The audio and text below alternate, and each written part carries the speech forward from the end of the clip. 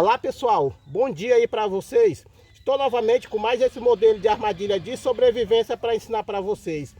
Uma armadilha para pegar paca, cutia, javali, cateto, capivara, tatu, uma infinidade de caça. Vou mostrar agora as peças que eu usei para confeccionar ela. Então uma armadilha que vai ser fácil para vocês armar. Faça esse cercado em volta, pessoal. É muito importante você fazer esse cercado. Eu vou mostrar logo o cercado adiantando. Você vai cortar varinha de 40 a 50 centímetros. E vai enfiando do lado, viu pessoal? Um do lado do outro. As peças que eu utilizei foi essa forquilha, ó.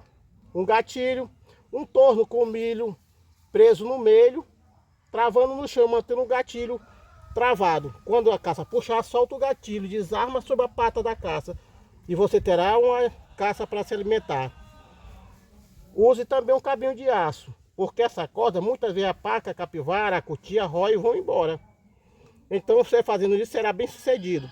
Use luva também, tá bom pessoal? Luva ou esmague folha verde em sua mão, para que a caça não sinta o cheiro humano nas peças ou no alimento e vá embora. Positivo, pessoal? Então vamos testar a armadilha para ver se realmente ela funciona. A caça vem vindo, ó. Vai pisar, ó, e vai puxar, ó. Puxou, ó. Não escapa, aqui você já teria uma caça para se alimentar.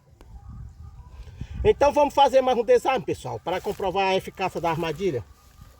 Coloquei aqui, ó. Vamos lá, pessoal. Vamos travar aqui o milho. Travando aqui, ó. É rápido, ó. Travou. Você já tem uma armadilha armada, ó. Coloca o laço. Então vamos lá para o segundo desarme, ó. Caça chegou. Vai puxar, observe, pessoal. Aí, ó, já era. Aqui você já teria uma caça para se alimentar. Então espero que vocês tenham gostado da armadilha. Não se esqueça de se inscrever no canal. Dá aquele like para o YouTube entender que o canal tem relevância.